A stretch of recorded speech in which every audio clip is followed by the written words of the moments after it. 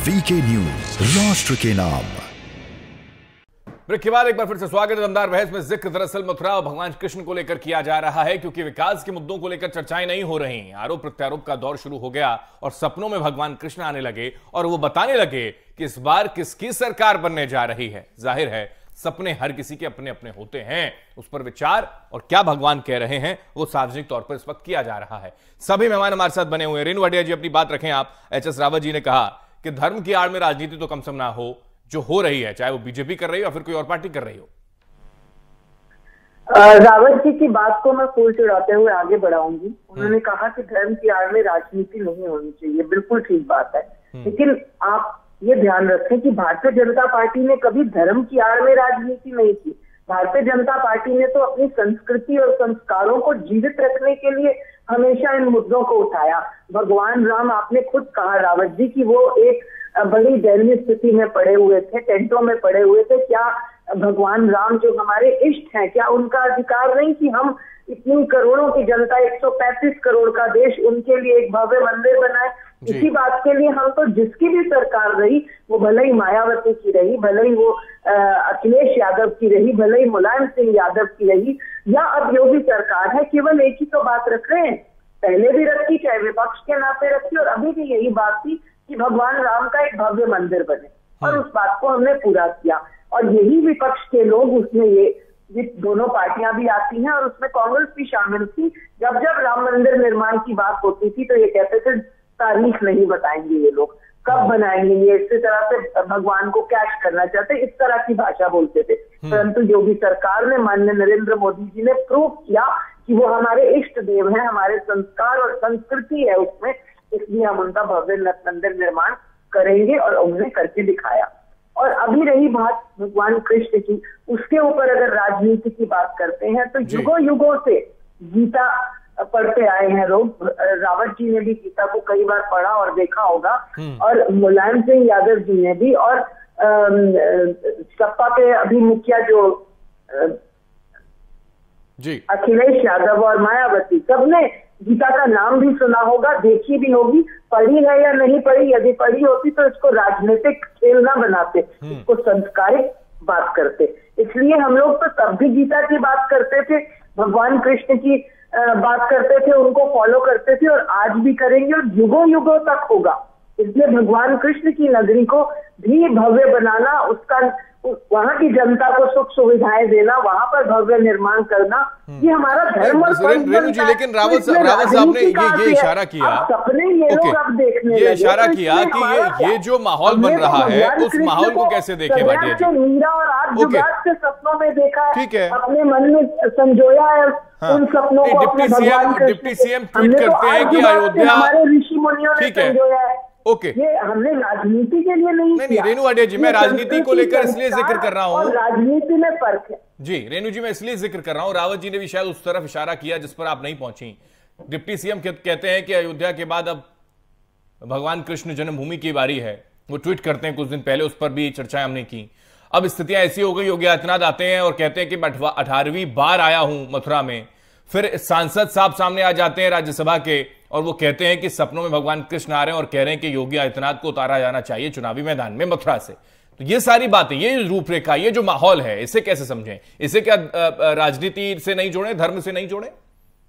देखिए हेमंत, क्योंकि वो धर्म नगरी है, क्योंकि भगवान कृष्ण की नगरी है, इसलिए उसको धर्म से जोड़ा जा रहा है। परंतु मैंने आपको अभी भी इस बात का जिक्र किया कि मथुरा भी उत्तर प्रदेश का उतना ही हिस्सा है जितना बनारस है, जितना कानपुर है, जितना लखनऊ है। तो यहाँ पर अगर विकास की बात होती है, और माननीय योगी जी उत्तर प्रदेश के मुख्यमंत्री हैं, और उत्तर प्रदेश में अगर एक काबिल मुख्यमंत्री को किसी भी सीट से भाजपा उतारना चाहे, या पार्टी जहां से किसी कैंडिडेट के लिए तय करे, वो एक कैंडिडेट है, पार्टी के एक कैंडिडेट है उत्तर प्रदेश के लिए, उनको अगर पार्टी मथुरा से या कहीं से उतारना चाहे तो ठीक है। हालांकि उन्होंने कह दिया कि ये तो पार्टी डिसाइड करेगी, आला कमान डिसाइड करेगा। ओके, शहबाज अली कुछ कह रहे हैं, एक बार उनको जोड़ लूं, उसके बाद आरपी पांडे जी आपके पास आ रहा हूं। शहबाज जी कह दीजिए। हालांकि प्रदीप माथुर मथुरा से ही आपके विधायक रहे सर, और लंबे अरसे तक रहे मथुरा से विधायक। उन्होंने कितना डेवलपमेंट किया वहां मथुरा की आवाम जानती है, उसका ध्यान रखकर बोलना। शहबाज बोलिए। जी सर, उसी का ध्यान में रखकर बोल रहा हूँ सर। ये तो पार्टी डिसाइड करेगी कौन कहां से उतरेगा, लेकिन इनके सपने आ रहे हैं इनके नेताओं को, वो भी इलेक्शन के टाइम पे पोलराइजेशन के लिए। दूसरी चीज, राम मंदिर बना, उसका हम सम्मान करते हैं। सुप्रीम कोर्ट के जजमेंट के बाद ये काम हुआ, उसका हम पूरे दिल से सम्मान करते हैं। लेकिन सर, जो देश में एक लिबरल क्लास है, नेता रुका करते थे है कि सुप्रीम कोर्ट जल्द से जल्द फैसला ना सुना दे, इस पर रुक जाए, चुनाव हो जाए 2019 के। कपिल सिब्बल कहते थे, आप ही के नेता थे, G23 में चले गए वो बात अलग है सर। अब जो आप मुझे मुद्दों से ना भटकाएं, जो मैं आपको बताना चाह रहा हूं। मैं सर कांग्रेस की नीति, कांग्रेस की मंशा और कांग्रेस के बड़े नेताओं की मंशा बताना चाहता हूं, और ये समझाना चाहता हूं आपको कि उस पर भी थोड़ा ध्यान डाल दें आप। सारी चीज सच्चाई के तौर पर सामने आनी चाहिए ना सर। 1947 के बाद से सर एक कानून आया था, जब बाबरी डेमोलिशन हुआ था, कि जो देश में धार्मिक स्थल हैं वो यथा स्थिति में बने रहें, जो जिस स्थिति में है वो है। लेकिन यहां पर जो पूरा काम था सर, वो सर्वोच्च न्यायालय, कोर्ट कचहरी, न्यायालय का काम था। लेकिन जिस तरीके से पीएम मोदी जी और भारतीय जनता पार्टी के ये लोग श्रेय ले रहे हैं, उससे एक जो पढ़ा लिखा समाज, लिबरल क्लास के लोग हैं, उनके दिल में कहीं ना कहीं ठेस हो रही है। क्या कोर्ट कचहरी न्यायालय को उठा के देश से बाहर फेंक देना चाहिए? ये खुद कोर्ट कचहरी न्यायालय बन के बैठ गए। जो काम सर्वोच्च न्यायालय का है उसका क्रेडिट ले रहे हैं। या ये जो रेणु जी है, बोल दीजिए ना कि सुप्रीम कोर्ट इस देश में या न्यायालय नाम की, न्यायपालिका नाम की इस देश में कोई चीज ही नहीं है सर। तो क्या मथुरा में ईदगाह के को हटाकर वहां कृष्ण जन्मभूमि का निर्माण होना चाहिए, उसको लेकर आप भी आगे आते हैं क्या? ऐसी स्थिति होनी चाहिए वहां पर। की बात ही नहीं है सर। आप फिर समझ नहीं, मैं आपकी मंशा और कांग्रेस पार्टी का स्टैंड चाहता हूं सर, क्योंकि वहां पर किस तरीके की व्यवस्था इस वक्त हो रही है, जिसका श्रेय लेने का काम बीजेपी कर रही है, तो आप लोग क्यों पीछे रह जाते हैं? आप भी आगे आइए, आप भी अपने एजेंडे में डाल लीजिए कि हाँ, भगवान कृष्ण का भव्य मंदिर वहां पर निर्माण होना चाहिए। शाबाश जी, कह दीजिए। आप कह देंगे तो कांग्रेस पार्टी तक बात पहुंच जाएगी। कहिए। आप बड़े चैनल की एक बड़ी जिम्मेदारी निभा रहे हैं, तो आपको भी सर पता होंगे तथ्य क्या है कि कांग्रेस ने अतीत में क्या किया। आपको भी होगा, किसी से छुपा नहीं है। मैं यहां पर ये बातें बोलना बिल्कुल भी नहीं चाहता, लेकिन जिस तरीके से देश में माहौल खराब कर रही है बीजेपी, जो न्यायालय के काम है, न्यायपालिका के काम है, अब राम मंदिर का निर्माण हो रहा है, तो सर क्या कौन सी इनके पास प्रूफ है कि उसमें बीजेपी के लोगों का ही चंदा जा रहा है?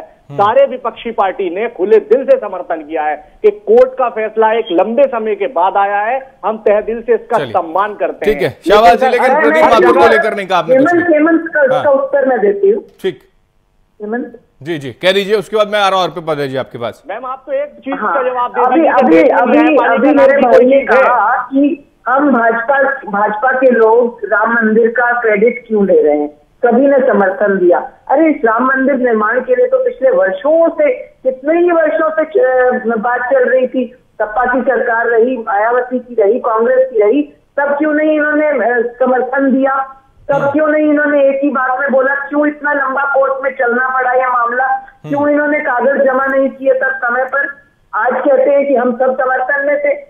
इसलिए ऐसी बातें ना कहें जिसका अगर समर्थन दिया और सारी विपक्ष पार्टी, लेकिन आप उसको खुद क्रेडिट ले रही हैं। आपके चैनल के माध्यम से हेमंत, मैं आपकी चैनल के माध्यम से अपने सपाटी और कांग्रेस के भाइयों को केवल एक बात पूछना चाहती हूँ।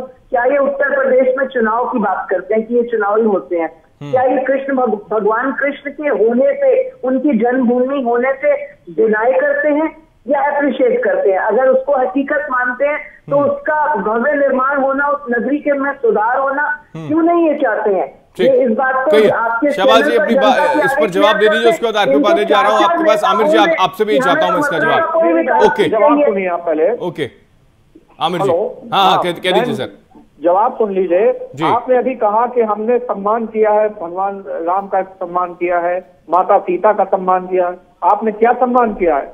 आपके डिप्टी सीएम दिनेश शर्मा जी का बयान शायद आप भूल गई हो, मैं आपको फिर से याद दिला दूं। उन्होंने, डिप्टी सीएम दिनेश शर्मा जी ने कहा था कि सीता माता तो टेस्ट ट्यूब से बेटी थी, वो तो टेस्ट ट्यूब में पैदा हुई थी। क्या ये अपमान नहीं है आपके नजरों में? दूसरी बात, ये हमारे रावत जी ने कहा कि परशुराम जी के लिए, क्या हमने समाजवादियों ने भगवान परशुराम की अगर छुट्टी घोषित कर दी तो ये हम लोग ने गुनाह किया है? ये हम लोगों ने, क्या आप चाहते हो कि भगवान परशुराम की मूर्ति न लगे? आप कह दीजिए कि हाँ भगवान परशुराम की मूर्ति न लगे। जो समाजवादियों ने भगवान परशुराम की जो छुट्टी घोषित की थी उनके, तो क्या वो गलत थी? दूसरी बात, मेरे भाजपाइयों से मैं 2 शेर से अपनी बात बता रहा हूँ कि कीनो बुग़्ज़ का नफरत का हमें जाम न दो, कीनो बुग़्ज़ का नफरत का हमें जाम न दो, जिससे लग जाए यहाँ आग वो पैगाम न दो, वो शरारत थी किसी और की जो उठा धुआं, इसमें हिंदू को मुसलमान को इल्जाम न दो। ठीक, ओके। रेणु जी अपनी बात पूरी कर दें। आरपी पांडे जी आपके पास आ रहा हूं, लेकिन आमिर जी आपने अभी तक वो बात नहीं कही जिस पर मैं जाना चाहता था। ठीक है, कहिए। बधाई दूंगी, मैं अपने भाई को बधाई दूंगी कि ये बड़े अच्छे शायर हैं, आपकी शायरी बड़ी अच्छी है, लेकिन एक भी व्यक्ति भारतीय जनता पार्टी का ऐसा बता दे जब आपने परशुराम जयंती की या परशुराम जी के सम्मान में छुट्टी घोषित की तो भारतीय जनता पार्टी के किसी सिपाही ने भी विरोध किया हो। ऐसा नहीं हो सकता, क्योंकि हम जानते हैं इसका कैसा मान सम्मान होना चाहिए, कौन हमारे संस्कारों में है, कौन हमारे धर्म में है, कौन हमारे किस सोच में है। इसलिए हम लोग उस तरह की ढूंढ नहीं करते हैं कि चुनाव आ गए जनेऊ पहन लिया, चुनाव आ गए शिव मंदिर चले गए और ना हनुमान चालीसा पढ़नी आती हो और ना शिव चालीसा का डिफरेंस पता हो कि हनुमान चालीसा कौन सी, शिव चालीसा कौन सी। नहीं, ये आप तय नहीं करेंगे मेरी बहन, ये आप तय नहीं करेंगे कि हनुमान चालीसा है कि किसी ये आप जज नहीं कर सकती ना, ये आपको चलिए ठीक है रेणु जी, मैं व्यक्तिगत नहीं जाना चाहूंगा, इसमें व्यक्तिगत नहीं जाते, अच्छा ही लगेगा। आरपी पांडे जी भगवान का, ठीक है रेणु जी, माफी के साथ रोक रहा हूँ, प्लीज और भी पैनलिस्ट है मेरे पास। आरपी पांडे जी, क्योंकि हमने तो ये देखा है जब भी चुनाव आते हैं तो फिर इस तरीके की स्थितियां होती हैं। बंगाल में देखा, चंडी पाठ होना शुरू हो गया, हनुमान चालीसा दिल्ली के चुनाव में हमने देख ली थी, तो अब गीता भी पढ़ देंगे कुछ लोग, ऐसे नेता भी होंगे शायद। आरपी पांडे जी देखिए, दिक्कत ये कि इलेक्शन के टाइम पे ही सब गीता पढ़ते हैं, सब हनुमान चालीसा पढ़ते हैं। काश अगर जो सत्ता में होते हैं तब भी अगर ये पढ़ने लगे तो ज्यादा कल्याण होता। और दिक्कत ये कि भगवान कृष्ण ये इलेक्शन के समय क्यों सपनों में आ रहे हैं, और सपनों में ये इलेक्शन की बात ही क्यों कर रहे हैं। सपनों में भी कोरोना काल में जो लोग मारे गए वो क्यों नहीं आ रहे हैं, जो जमुना में सब तैर रहे थे सपनों में वो क्यों नहीं आ रहे हैं, वो बेरोजगार जो घूम रहा है वो सपनों में क्यों नहीं आ रहा है, जो बच्चा जिसका स्कूल टूटा हुआ है उस पर छत नहीं है, टीचर नहीं है, वो स्कूल सपनों में क्यों नहीं आते हैं जी। मुझे बड़ा दिक्कत होती है कि बाकी सारी चीजें सपने में आ जाती हैं, भगवान कृष्ण सबके बारे में बता जाते हैं, न उस गरीब के बारे में, समाज के अंतिम व्यक्ति की बात हो रही थी, वे अंतिम व्यक्ति को फायदा पहुंचाते हैं। और हेमंत जी, कोई भी पॉलिटिकल पार्टी उस अंतिम व्यक्ति को टिकट नहीं देती है, मुझे कहने में कोई गुरेज नहीं है। उसको EWS का कार्ड थमा देते हैं, 2 किलो चावल दे देंगे, 5 किलो चीनी दे देंगे, 1 तेल की बोतल दे देंगे, और उन्होंने कहा बेटा वोट दे देना बस। अरे सत्ता में भागीदारी दो, टिकट दो ऐसे लोगों को, जितनी जिसकी संख्या भारी उतनी उसकी हिस्सेदारी। उस गरीब को टिकट दे दो, सत्ता में भागीदारी दे दो, वो अपने कष्ट निवारण खुद कर लेगा।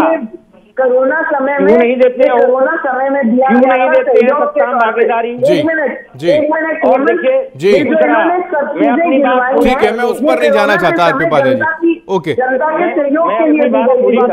ठीक है रेणु जी, प्लीज एक बार बात पूरी हो जाए उसके बाद मैं आ रहा हूँ आपके पास। ओके रेणु जी आ रहा हूँ मैं, कह दीजिए आरपी पांडे जी अपनी बात पूरी कर दीजिए, उसके बाद मैं आ रहा हूँ। ओके देखिए, राम मंदिर का निर्माण कोई पॉलिटिकल पार्टी नहीं कर रही है। काल में जो लोगों के राम मंदिर का निर्माण जनता के पैसे से हो रहा है, जनता के पैसे से हो रहा है, ठीक है, और माननीय सुप्रीम कोर्ट के आदेश के तहत हो रहा है। ये बड़ी शर्मनाक बात है, ठीक है, बात हो जाएगी, अच्छा नहीं होगा, ठीक है, सुनने में अच्छा है, नहीं व्यवहार अच्छा है कि अगर उस चीज को कोरोना समय में लोगों का जो सहयोग हुआ उसको ये वो। दूसरी बात भगवान परशुराम की, भगवान परशुराम थे, रावत जी तो धर्म गुरुओं ने पता होना चाहिए, वो तो अवतार थे एक्चुअल में, और क्षत्रियों को नहीं मारा उन्होंने आतंकवादियों को मारा। जो लोग क्षत्रिय होकर अत्याचार कर रहे थे, सारे आतंकवादी थे क्या? उसमें सारे क्षत्रिय आतंकवादी थे, तो सारे क्षत्रिय खत्म हो जाते तो आज क्षत्रिय कहाँ पे, आज धरा पर क्षत्रिय कहाँ पे है? अगर क्षत्रिय नहीं तो क्षत्रिय कहाँ पे है? अगर सारे क्षत्रिय नहीं, सारी क्षत्रिय विहीन हो जाती, अरे क्षत्रिय विहीन धरती हो जाती तो क्षत्रिय कहाँ से आते? आज भी क्षत्रिय है, आज भी क्षत्रिय मौजूद है, आज भी क्षत्रिय मौजूद है, तो क्षत्रिय विहीन कैसे कर दिया? अरे मैं ब्राह्मण हूँ, सुन ले, मैं ये नहीं सुन ले। चलिए ठीक है रावत जी, उपाध्याय जी माफी के साथ प्लीज सर, व्यक्तिगत ना जाए सर, व्यक्तिगत ना जाए, ठीक है, okay okay sir, Upadhyay ji please sir, please, ठीक है, हम जिस पर चर्चा कर रहे हैं कम से कम उसी पर रहे तो अच्छा लगेगा, क्योंकि इतने डीप में अगर हम चले जाएंगे तो शायद जनता इससे भ्रमित हो जाए और मैं वो चाहता नहीं। Okay okay, RP Upadhyay ji please, माफी के साथ रोक रहा हूं, आरपी उपाध्याय जी माफी के साथ रोक रहा हूं। रावत साहब प्लीज, मैं परशुराम पर डिबेट नहीं कर रहा हूं और मुझे परशुराम पर डिबेट नहीं करनी है, मैं केवल ये जानने की कोशिश कर रहा था। ओके ठीक है, ठीक है रावत जी, ठीक है रावत जी प्लीज, आरपी उपाध्याय जी आ रहा हूं मैं आपके पास। शहबाज कुछ कह रहे हैं, उसको उनको सुन लेता हूं, फिर मैं आ रहा हूं आपके पास।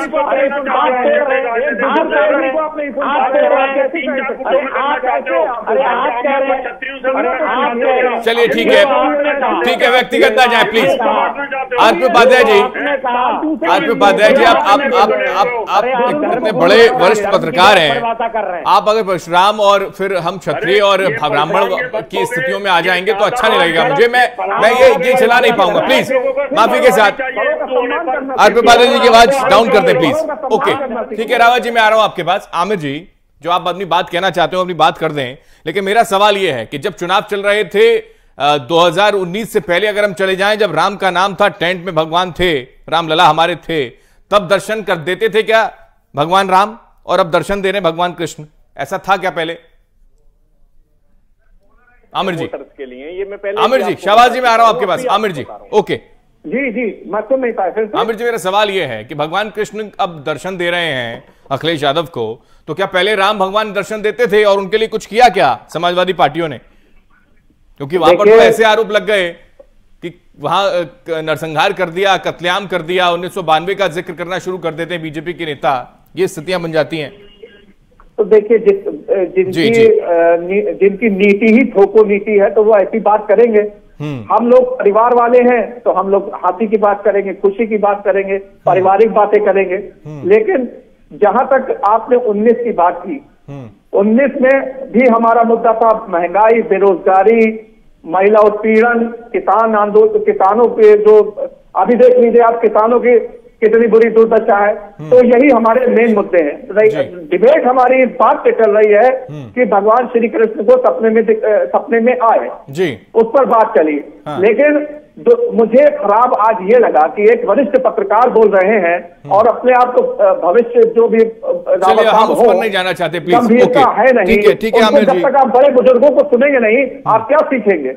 ठीक है, ठीक है आमिर जी, लेकिन मेरा सवाल यह है कि अगर आप विकास के मुद्दे पर या जो वर्तमान में नाकामियां वर्तमान की सरकार ने की है उस पर अगर चर्चा करें, उस पर अगर अखिलेश यादव आकर बात रखें तो समझ में आता है जनता के बीच में आप जा रहे हैं। लेकिन आप बीजेपी की पिच पर ही अगर आ जाएं और फंस जाएं तो फिर समस्या हो जाती है। क्या लगता नहीं है कि जो बीजेपी जाल फेंकती है, जैसा कहती है कि अगर हम भगवान कृष्ण का जिक्र कर रहे हैं तो उसी में फंस गई राजनीतिक पार्टियां, चाहे वो कांग्रेस हो, समाजवादी पार्टी हो, तभी तो कहना पड़ा अखिलेश यादव को कि हाँ मेरे सपने में भी आते हैं भगवान कृष्ण, ये स्थिति हो गई है। अब मेरी बात तो सुन लीजिए आप, जो बीजेपी की पिच कहां से हो गई? क्या बीजेपी कोई ठेकेदार है? हमारे क्या अखिलेश यादव जी अभी कुछ दिन पहले मथुरा नहीं गए हैं? मथुरा का दौरा नहीं किया? उनको घबरा कर, क्योंकि वो इलाका जो है वहां पर समाज पूछ रहे हैं, जब आपकी सरकार थी तो मथुरा में कितना आपने विकास कर दिया, वो तो पूछ रहे हैं। मथुरा में हमने वृंदावन में जाकर के ये देखे, वहां के जो ट्रस्टी है उन्होंने सराहा है अखिलेश जी के काम को। अब चूंकि जाना धरातल पर नहीं देखना है तो वो एक कहावत है ये कि आंख के अंधे को हरा हरा दिखेगा ही सावन के। तो मुझे ये कहना है कि हम लोग के मुद्दे बेरोजगारी थे, अभी देखिए 300 यूनिट बिजली, जो इन्होंने बिजली इतनी महंगी कर दी है, हमारे मुद्दे वही हैं। लेकिन अब जब भगवान श्री कृष्ण आ रहे हैं सपने में तो क्या बीजेपी वालों ने ठेका ले रखा है कि बीजेपी वालों के सपने में आएगा? भगवान तो सबके हैं ना, तो किसी के भी सपने में आ सकते हैं। तो ये जरूरी नहीं है कि उन अखिलेश यादव जी के सपने में आ गए तो क्या बहुत गलत हो गया, भगवान श्री कृष्ण ने बहुत गलत कर दिया। हाँ ठीक है, अलग ही हो गया। इतना तो कह रहे हैं कि आपको बता रहे होंगे कि जो हमने नाकामियां रही हैं आपकी उस पर आपको कोस रहे होंगे भगवान कृष्ण, वो कह रहे हैं योगी आदित्यनाथ। हम भी तो कह रहे हैं कि योगी आदित्यनाथ जी और सांसद हरनाथ सिंह जी से पूछे कि उन्होंने सपने में ये भी देखा है, भगवान श्री कृष्ण ने बताया कि योगी जी से कहो कि आकर के चुनाव लड़े, तो बेरोजगार युवा जो 69,000 लखनऊ में लाठियां खा रहा है वो वोट की ताकत लिए बैठा हुआ है। जो तेनी मिश्रा के किसानों तेनी मिश्रा के पुत्र ने जीत करवाया है, सरकार में मुख्यमंत्री ने तब नहीं आए क्या? नवरात्रों के अंदर माइक उतरवा दिए थे मंदिरों से, वो महिलाएं नवरात्रों के अंदर माइक उतरवा दिए थे। आजम खान ने ये कह दिया था कि हम लोग डिस्टर्ब होते हैं, नवरात्रों में माइक बंद करा दो। उस समय भी ये सपना आया था कि अखिलेश को बेरोजगार जो फांसी लगा करके आत्महत्या कर रहा है, वो बेरोजगार का बदला योगी आदित्यनाथ को हरा करके लिया जाएगा। रावत जी कुछ कह रहे, सुन लीजिए आमिर जी, सुन लीजिए एक बार रावत जी कहिए। आमिर भाई मेरी बात सुनो, जब रमजान का महीना था उस समय अखिलेश को ये भी सपना आया था क्या कि हिंदू नवरात्रों के अंदर अपनी माइक हटा दें, माइक बंद कर दें, माँ का जगराता बंद कर दें? वो भी सपना अखिलेश को आया था क्या हिंदुओं के माइक बंद कराया था क्या कि जो बंद हो गया था? आप तो कोई जगराता, आज तक मुझे पूरा यकीन है कि आपने कोई जगराता नहीं कराया होगा, लेकिन आपने ऑर्डर दिया हुआ होगा, आजम खान ने ऑर्डर दिया था कि रमजान के महीने में रात में कोई भी हनुमान चालीसा नहीं बोला जाएगा, भगवान श्री कृष्ण का आपको याद हो तो कोर्ट के ऑर्डर से लगे थे वो। लेकिन मुझे ये भी यकीन है कि आपने आज तक कोई जगराता नहीं करवाया। क्षेत्र में मंदिरों में सुनने की क्षमता लगी है, आप आपा खोलने लगे।